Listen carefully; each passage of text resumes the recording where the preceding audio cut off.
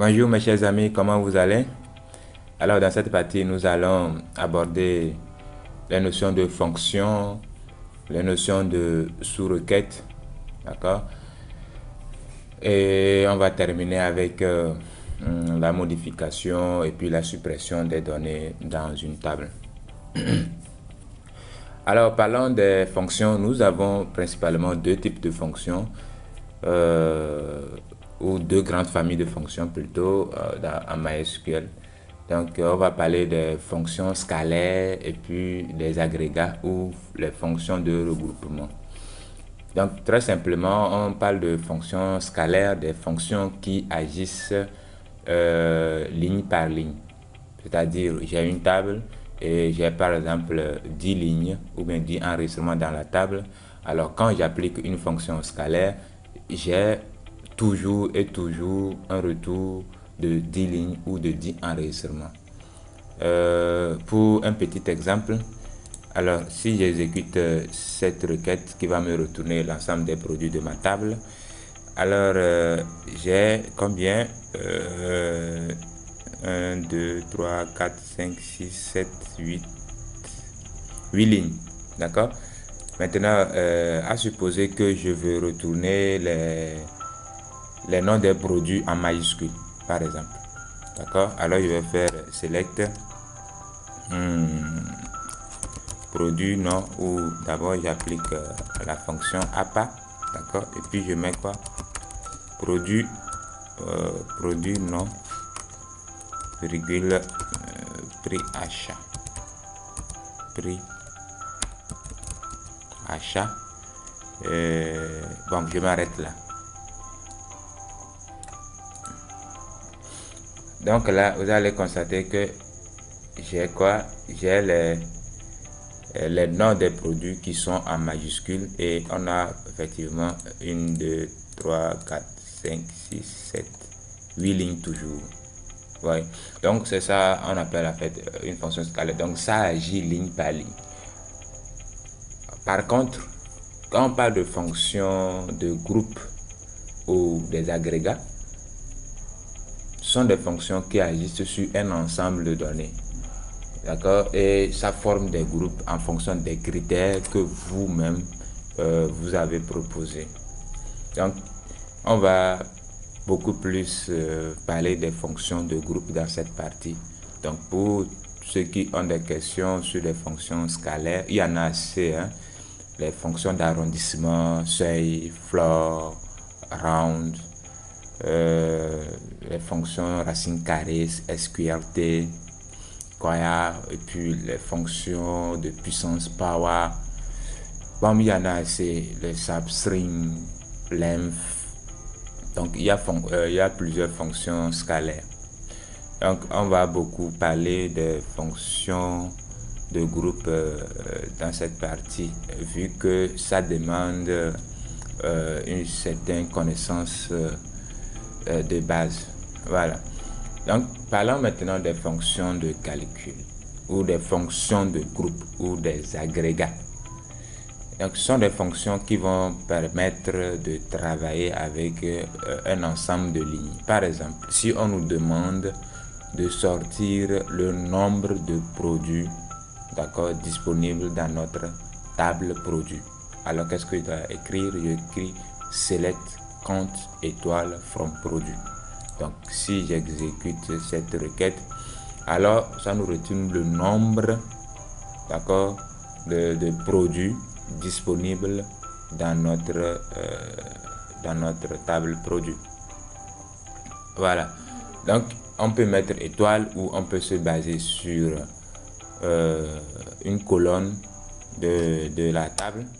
Je peux mettre par exemple produit ID. Donc ça va me compter l'ensemble des produits ID qui sont dans la table. Je peux aussi mettre distinct dedans. Pourquoi distinct? On va comprendre ça tout à l'heure. Distinct produit ID. Voilà. Donc quand je mets select distinct produit ID, ça me permet de connaître les produits de façon distinguée. C'est-à-dire que s'il y a une répétition des ID des produits, bon, ce qui ne peut jamais être le cas, alors on va nous compter l'ID une seule fois. L'exemple le plus concret qu'on peut retrouver ici, à supposer qu'on veut compter le nombre de catégories ID dans la table produit. Exemple de catégorie ID. Donc si je fais select compte catégorie ID from produit, alors qu'est-ce que j'aurai comme résultat? Qu'est-ce que j'ai écrit? Ok, bon, je suis habitué avec les noms en anglais. Donc je réexécute ma requête. Alors on me met 7. Donc est-ce que cela veut dire que j'ai 7 catégories, 7 différentes catégories? Je ne pense pas. Alors pour confirmer cela, par exemple, je mets distinct. Donc avec le mot-clé distinct, la requête va me retourner, d'accord, les différentes catégories. Donc s'il y a une catégorie qui s'est répétée plusieurs fois, alors cette catégorie sera comptée une seule fois. Donc en exécutant maintenant cette requête, donc nous avons au total 3 différentes catégories. Voilà. Donc avec cette façon de faire, avec cette première requête où je n'ai considéré qu'une seule colonne de la table, donc la fonction compte qui permet de compter le nombre d'éléments considère toute la table comme un seul groupe. D'accord? Maintenant, nous allons un peu avancer et essayer de voir comment est-ce qu'on peut créer plusieurs groupes, d'accord, sur une table. Donc, pour pouvoir créer plusieurs groupes sur une table, nous allons utiliser le mot-clé, ou bien la clause group by. Donc, si nous pouvons poursuivre avec nos deux tables, catégorie et produit. Donc, j'ai fait select catégorie non compte produit ID from produit inadjoint catégorie on produit.catégorie ID égale à catégorie.catégorie ID. Ça, c'est une requête que nous avions déjà étudiée dans la partie des jointures. Pour ceux qui ne comprennent pas cette requête, peuvent se référer à cet épisode-là. Maintenant, nous voulons sortir le nombre de produits par catégorie. Voilà. Donc, qu'est-ce que je fais? Je sors le nom de la catégorie et puis j'applique la fonction compte, d'accord, qui compte le nombre de produits de la catégorie. Donc, pour pouvoir compter le nombre de produits dans chaque catégorie, qu'est-ce que je fais? Je regroupe, d'accord, le résultat par nom de catégorie. Donc, qu'est-ce qui se passe? Je regroupe les catégories par nom et puis je compte le nombre de produits qu'il y a dans chaque catégorie. Je ne sais pas si vous comprenez. Voilà. Donc, en mettant groupe by catégorie non, d'accord, si on exécute cette requête, alors vous allez voir que voilà. Donc, j'ai le nom de catégorie. Ça, c'est la jointure qui permet de sortir le nom de catégorie ici. Et maintenant, j'ai regroupé, d'accord, les catégories, puis compter le nombre de produits dans chaque catégorie. Ce qui me retourne article scolaire, ça fait 3. Les boissons, on a 2 boissons et puis 2 articles dans la catégorie informatique. Voilà, bon, j'espère que vous comprenez l'idée qu'il y a derrière. Donc, on a un ensemble de produits répartis par catégorie. Donc, cette fois-ci, on veut connaître le nombre de produits par catégorie. Donc, qu'est-ce qu'il faut faire? Vous regroupez rapidement les produits par catégorie, puis vous les comptez. Donc, pour dire à la requête de regrouper, d'accord, les produits par catégorie, j'applique le mot-clé group by, suivi du critère de regroupement. D'accord? Donc, ici, par exemple, j'ai préféré regrouper par catégorie non. Donc, quelqu'un d'autre pouvait dire de regrouper ça par un instant. Quelqu'un d'autre pouvait dire de regrouper ça par catégorie ID. Ouais. Donc, je viens d'utiliser product.catégorie ID comme critère de groupage. Ouais. Donc, je fais groupe by produit catégorie ID. Alors, la requête va regarder dans la liste des produits et les regrouper par la catégorie ID. Et puis, compter le nombre de produits liés à chaque catégorie ID. Et c'est la meilleure façon même de faire, vu que les ID sont des éléments Ce sont des valeurs qui sont plus sûres que les noms. Bon. Et puis en regroupant par les noms, ça demande plus de ressources pour l'exécution de la requête. Mais les deux marchent quand même. D'accord? Voilà. Donc, on avance. Bon, normalement, si vous avez bien compris cette partie-là, d'accord, le reste, ça marche. C'est la même chose. C'est pratiquement la même chose. Donc, une règle à retenir, les critères de groupage que vous avez à utiliser dans Group By, d'accord, moi je veux regrouper mes données par une colonne. Cette colonne n'est pas obligée d'être dans la liste des colonnes, d'accord, de select. Donc ici par exemple j'ai utilisé catégorie ID. Catégorie ID n'est pas dans la liste des colonnes que j'ai sélectionnées. D'accord. Par contre, normalement, dans les autres SGBD, bon, SQL n'est pas trop strict envers ça. Par contre, si vous mettez une colonne normalement dans la liste des colonnes sélectionnées, d'accord, normalement cette colonne est obligée d'apparaître dans le groupe by. Ça dit que quoi? Normalement, en mettant catégorie non ici, d'accord, je devrais être obligé plutôt de mettre groupe by catégorie non ici, vu que après ça il y a une fonction d'agrégation qui suit. Voilà, donc la règle est simple. Normalement, pour les autres SGBD, vous allez voir que si vous avez par exemple 3 ou n colonnes, d'accord, qui viennent ou bien qui sont, d'accord, dans la clause select, et vous avez aussi par exemple une fonction ou bien un agrégat ou bien une fonction de calcul de groupe, alors les n colonnes normalement devraient apparaître dans le groupe by. C'est bon? Voilà. Maintenant, si vous avez très bien compris cette partie, je pense que bon, tout le reste marche de la même façon. Maintenant, on va parler de la clause somme. Par exemple, si on nous demande de sortir la somme de prix des produits par catégorie, donc c'est la même chose. Donc il faut juste maintenant connaître les noms des fonctions à utiliser. Donc on me demande la somme, donc j'applique la somme sur la colonne prix achat. Voilà, donc si je sélectionne, j'exécute, alors ça me retourne les catégories et puis la somme des prix par catégorie. Donc vous faites groupe by catégorie, non toujours. Voilà.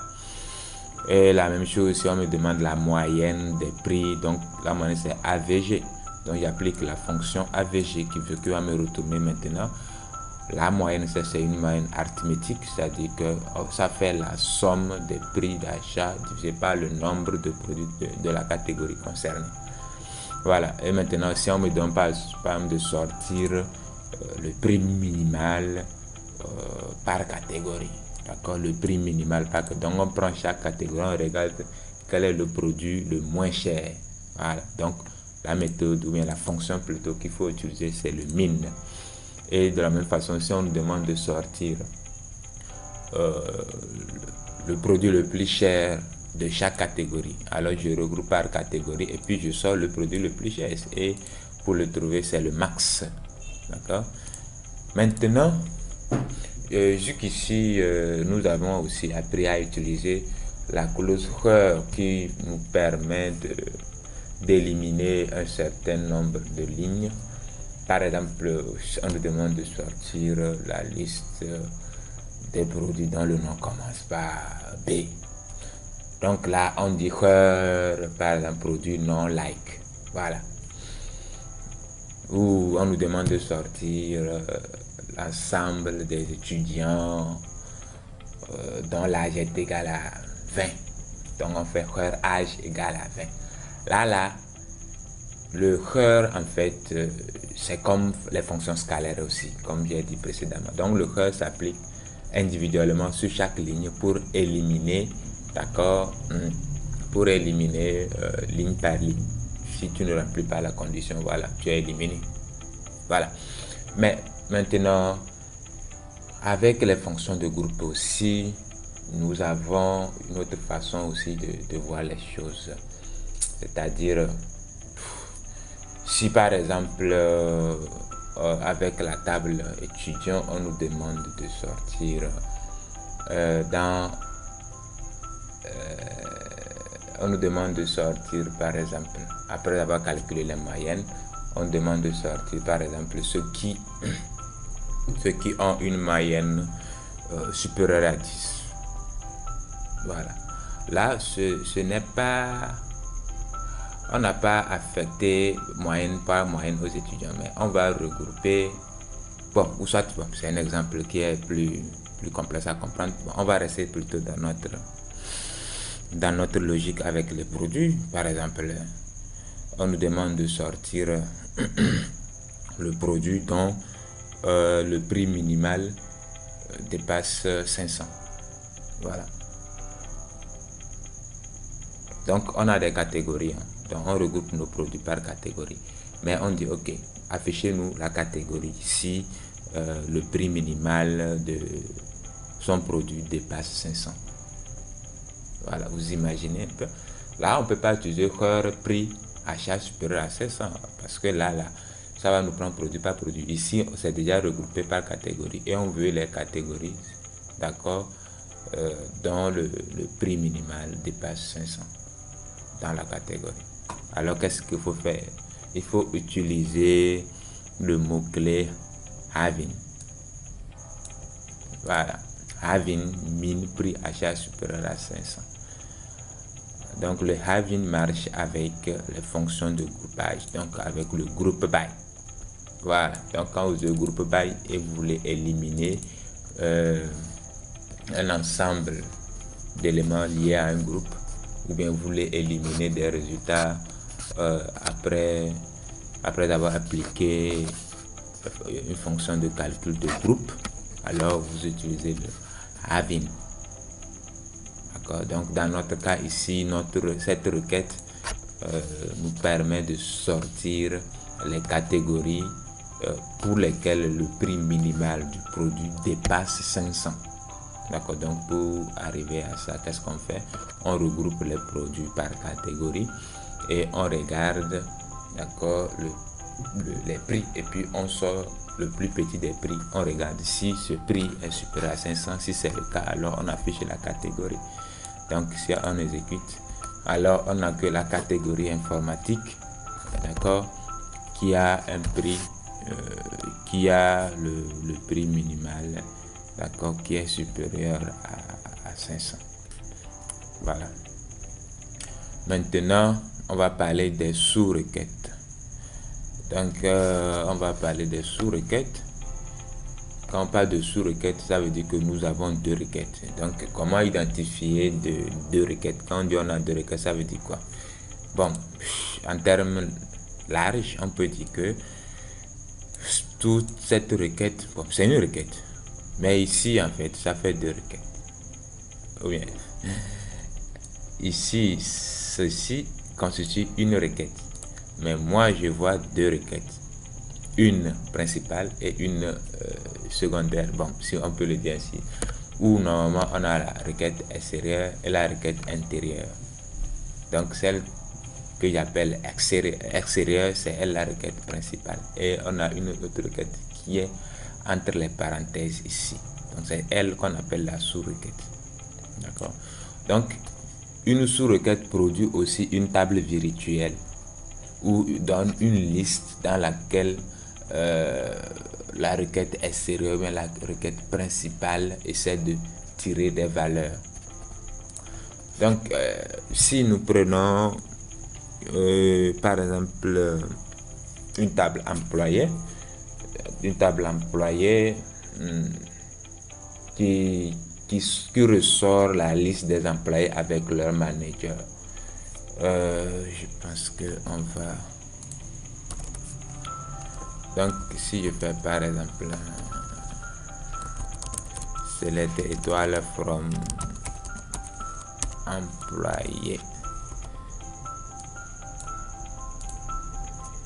Voilà. Donc, ici, j'ai la liste des employés avec les colonnes ID, nom, prénom et puis manager ID. Voilà. Donc, qu'est-ce qui se passe ici? Donc, si je prends l'employé Emmanuel Macron, j'ai mis manager ID, c'est 4. Ça veut dire quoi? Ça veut dire que le chef d'Emmanuel Macron, c'est Louis Jean. Donc, pour dire simplement que manager ID, c'est une clé étrangère, d'accord, provenant de qui? De l'identifiant des employés. Donc, c'est une association réflexive qui quitte la même table et va vers la même table, où on pourra dire, par exemple, un employé a un manager et un manager a un ou plusieurs subalternes ou bien un ou plusieurs collaborateurs, mais c'est lui le chef. Voilà. Donc avec cette représentation aussi, je vais dire le chef de Afi Abalo, c'est l'employé dont l'identifiant est 4. Et c'est qui cet employé? Cet employé n'est d'autre que Louis Jean. Donc Louis Jean est le chef de Afi Abalo. Donc quand je prends Reine Diane Anani par exemple, son chef c'est l'employé dont l'identifiant est 5. Et donc le chef de Diane Anani c'est Reine Abalo.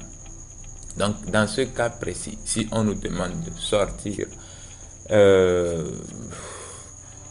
la liste des employés qui sont des managers,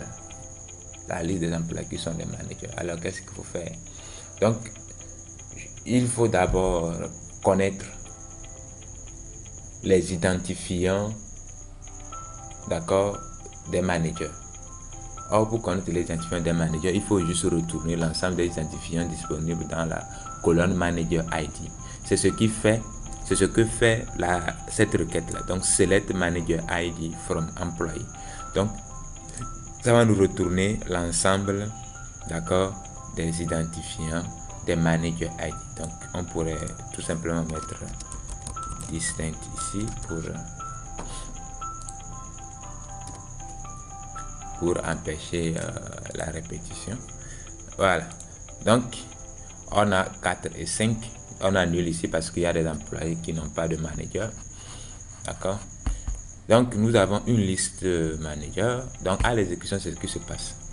D'abord, cette requête s'exécute et met à disposition, d'accord, la liste des managers à la requête ou bien pour la requête extérieure. Donc ça revient à exécuter la requête suivante: select nom, prénom, from employee, where ID in 4 et 5. D'accord. Voilà. Donc si j'exécute cette requête,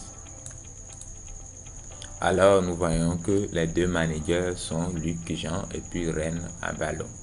Voilà. Donc j'espère que vous avez bien compris.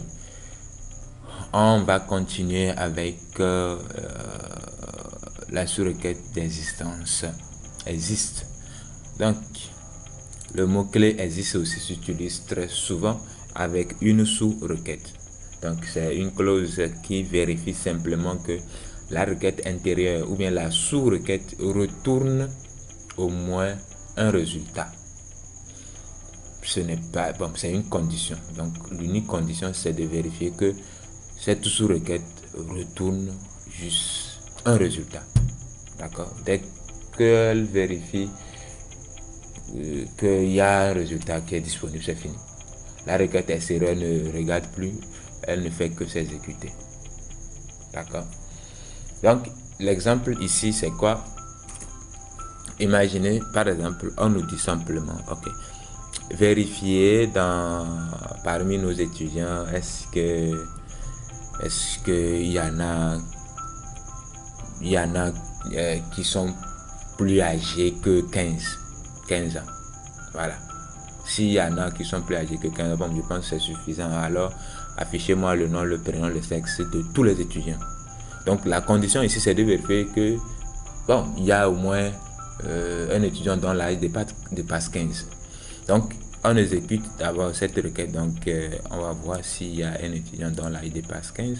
Voilà, donc, on a 20, 30, 18, 28. Donc, bon, c'est tout, hein. C'est tout. Donc, s'il y en avait un seulement, automatiquement, quand vous exécutez cette requête, elle vous sort tous les étudiants. Pas de contrainte, elle vous sort tous les étudiants parce qu'il y a au moins un résultat dans la sous-requête. C'est tout. C'est tout. Donc, si vous avez des zones d'ombre aussi concernant cette clause, alors n'hésitez pas à poser des questions.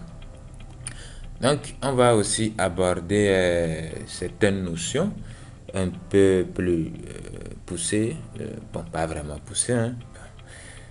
Toujours avec les sous-requêtes. Donc, on va parler des comparaisons avec all. D'accord?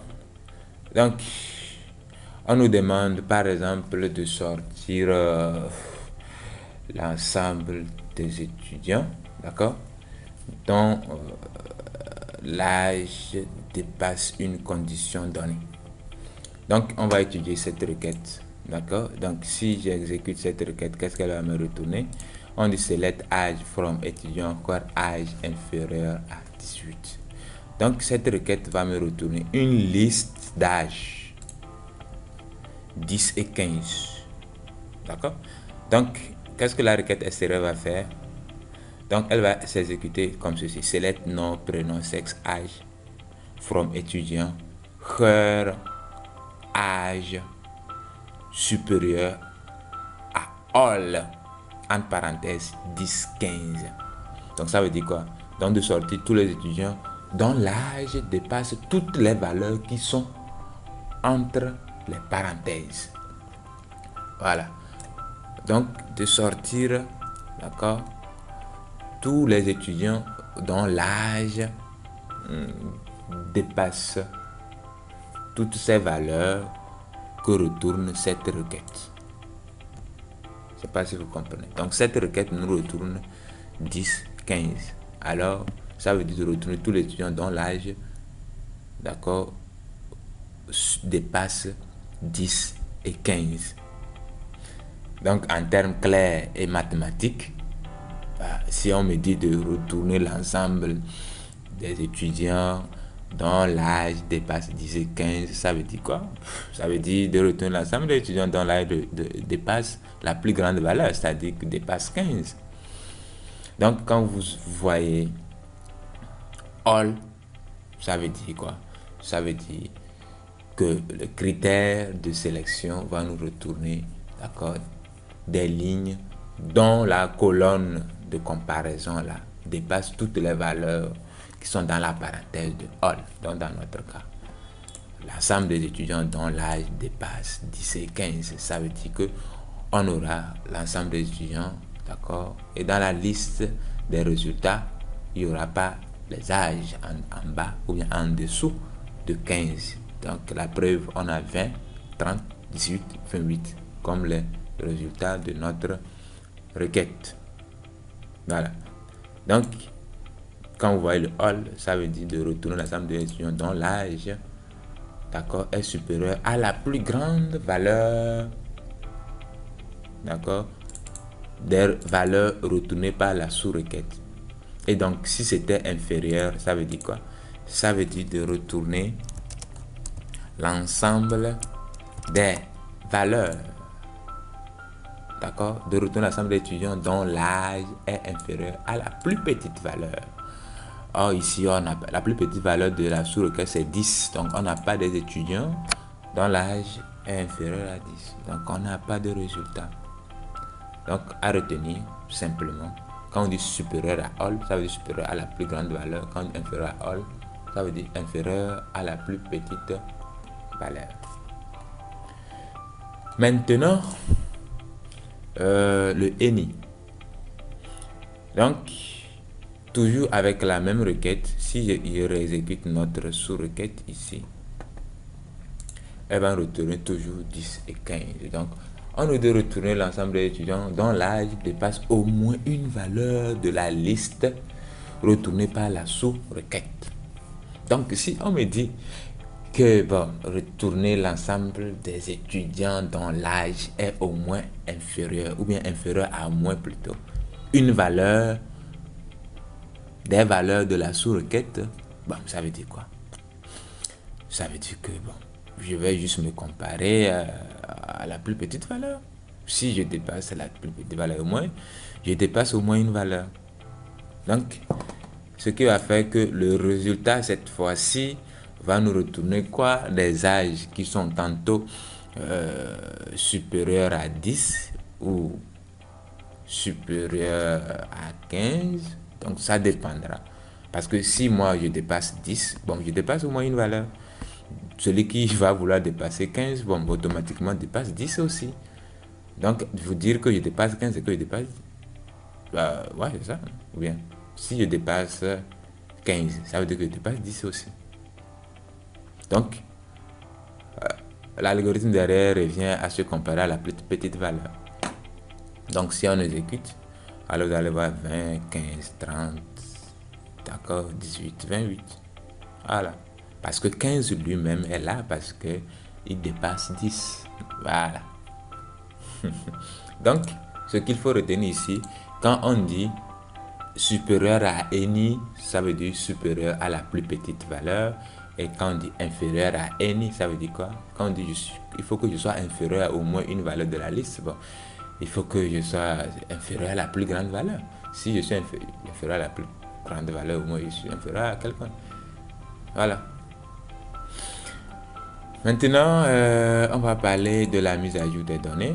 Donc, si je fais faire la mise à jour d'un prénom d'un étudiant, par exemple, donc je vais utiliser la clause update suivi du nom de la table. Et set le nom de la colonne égale à la nouvelle valeur. Et il ne faut pas oublier le where ID égale 7. Donc, l'identifiant ID, qui est la clé primaire, permet d'identifier de façon unique l'étudiant qu'on veut mettre à jour. Si vous faites une erreur de ne pas spécifier cette clause where pour que la requête sache l'étudiant qu'il faut mettre à jour, alors tous les étudiants auront comme prénom Anani. Je dis bien Anani. Donc, une erreur à ne pas commettre. Imaginez, vous êtes un administrateur de base de données dans une banque et puis on dit de mettre à jour l'argent disponible sur le compte d'un monsieur, peut-être qui a 100 millions sur son compte. Et vous oubliez de mettre faire. Ça veut dire que tous les clients de votre banque auront 100 millions sur leur compte. Alors, vous voyez, ça cause un souci.